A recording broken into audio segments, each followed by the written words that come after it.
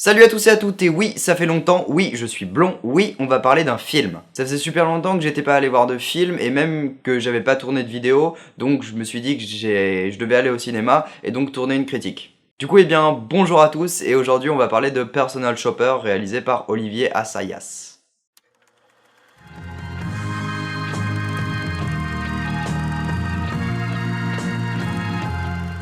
Personal Shopper l'ennuyeux, Personal Shopper le cliché, Personal Shopper le... résumé. Maureen, une jeune américaine à Paris, s'occupe de la garde-robe d'une célébrité. C'est un travail qu'elle n'aime pas, mais elle n'a pas pu faire autrement pour payer son loyer et attendre que se manifeste l'esprit de Lewis, son frère jumeau disparu. Elle se met alors à recevoir sur son portable d'étranges messages anonymes. Je pensais avoir déjà vu des films d'Olivier Assayas et en fait pas du tout. J'ai pas du tout expérimenté son cinéma, c'est ma première approche et je suis un peu déçu. Voilà, j'ai pas aimé le film. Je veux vraiment pas tenir en longueur comme j'avais fait pour Mademoiselle de Park Chan-wook, parce que là, c'est juste un truc qu'il faut que je ressorte de moi-même, vraiment, parce que ce film fait pétard mouillé. Rien ne ressort, tout stagne, du début jusqu'à la fin. J'aime, comme vous le savez sûrement, beaucoup le développement, et j'aime beaucoup voir l'évolution d'un personnage ou l'évolution d'une situation. Là, rien, c'est vraiment, ça reste pareil du début jusqu'à la fin. Le personnage que joue Kristen Stewart stagne complètement, il reste exactement dans la même ligne directrice, la même ligne de pensée, et même en sous-jeu complet. Je pense que le réalisateur lui a demandé de jouer un personnage indécis. Et Kristen Stewart, que je ne considère pas comme une grande actrice, enfin c'est une bonne actrice mais rien de plus, a fait un jeu en retenue totale, tout le temps.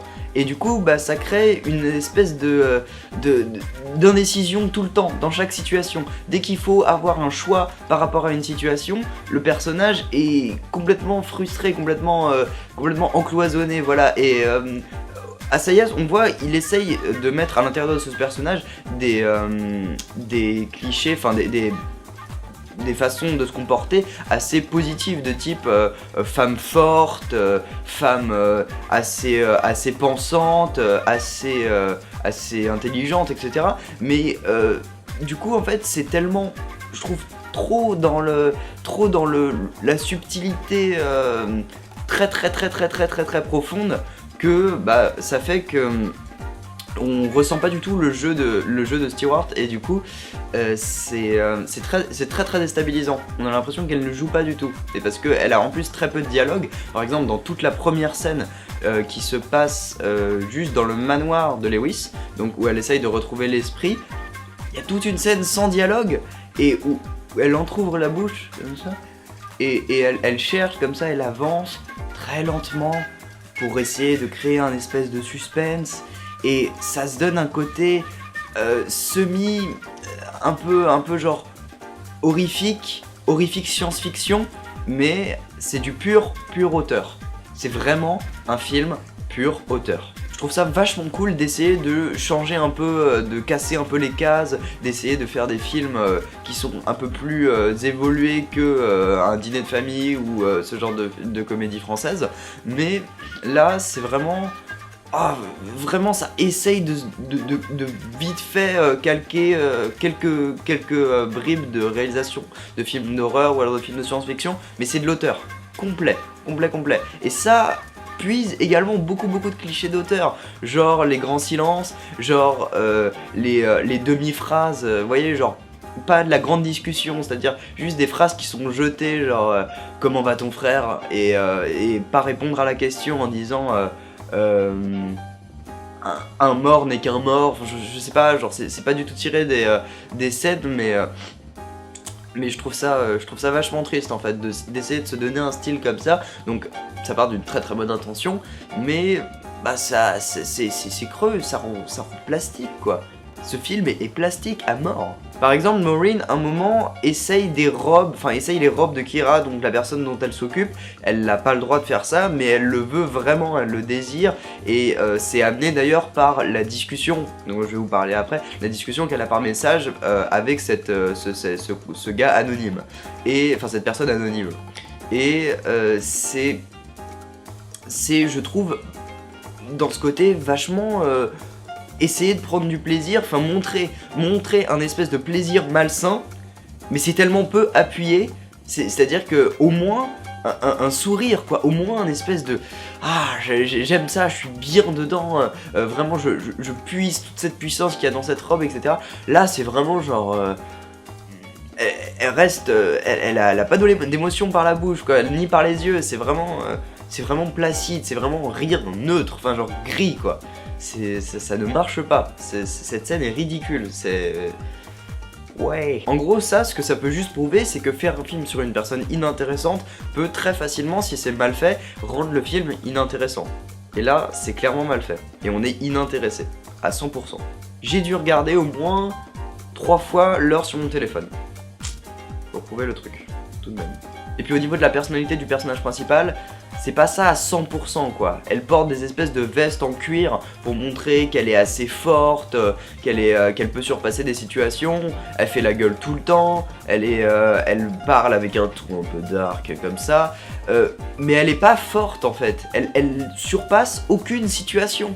Elle est très très faible, mais elle est juste forte plastiquement, encore une fois. C'est-à-dire que j'ai l'impression qu'il a voulu faire passer beaucoup de très très bons messages, mais de par le côté esthétique, de par le côté assez second du truc quoi, enfin au niveau des émotions pures que dégage le personnage principal, elle est faible, elle est intelligente, certes, ça c'est plutôt un bon point, mais elle est faible, elle est assez émotive, elle est indécise, elle se cherche, ce genre de choses, voilà, elle est pas forte.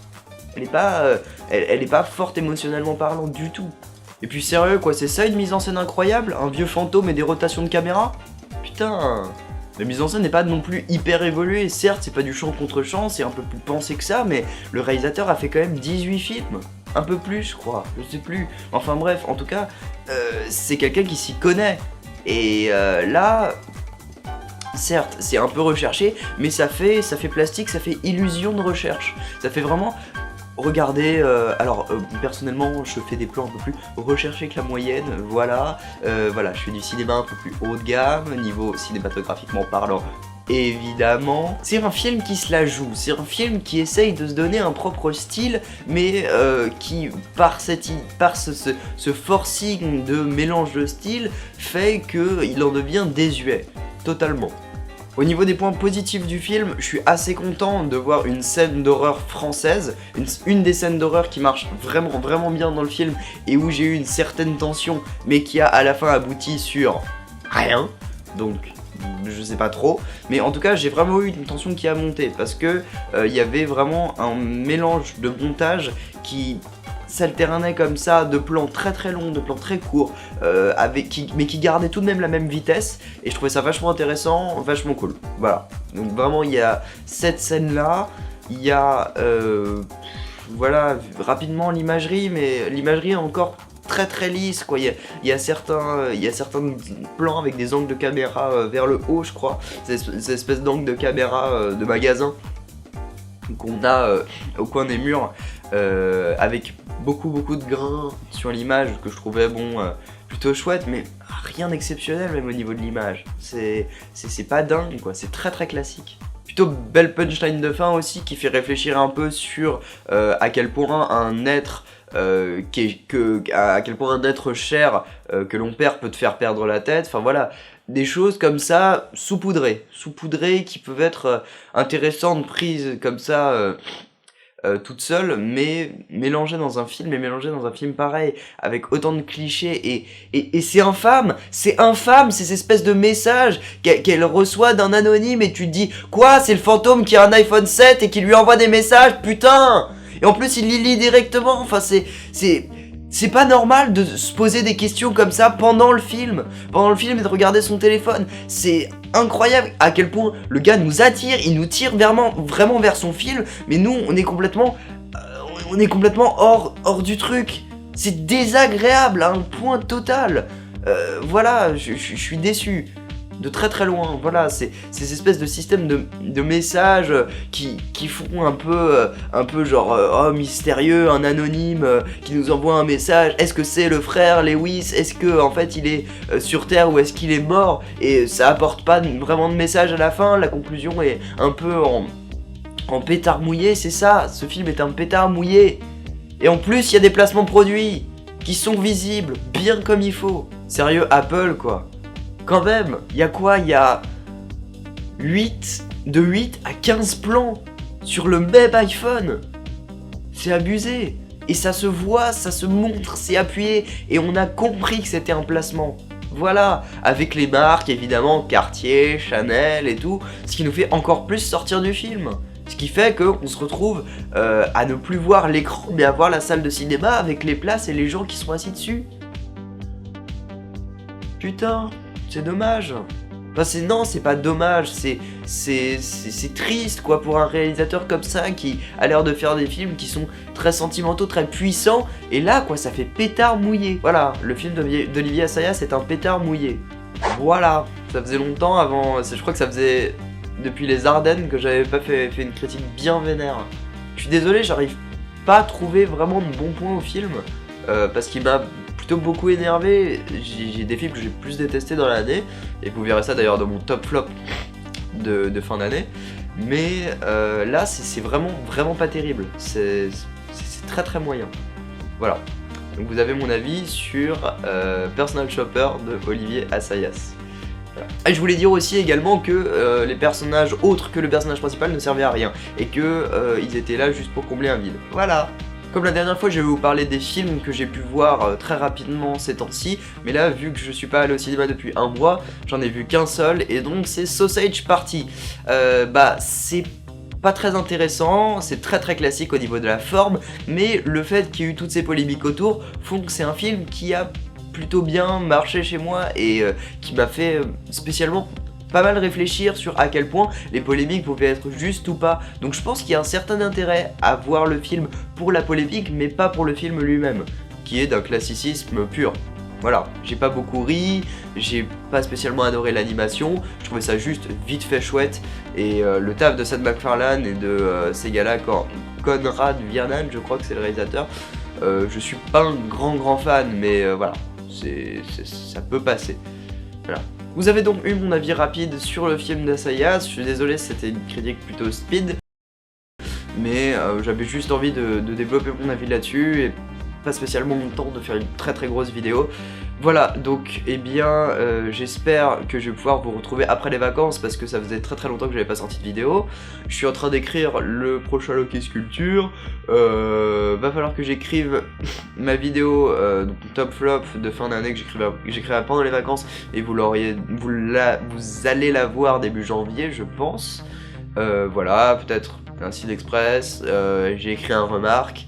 Voilà, après de mon premier court-métrage que j'ai sorti donc il y a environ 3 semaines, un mois, peut-être plus tard, voilà, j'ai pas envie de vous parler de ça à la fin d'une vidéo, mais peut-être si je sors un Désinfos à foison, qui est une série où je parle de ce qui se passe sur ma chaîne et de ce qui se passe dans ma vie, je vous parlerai de ça là-dedans, et voilà, j'ai plus rien à vous dire. Peace out.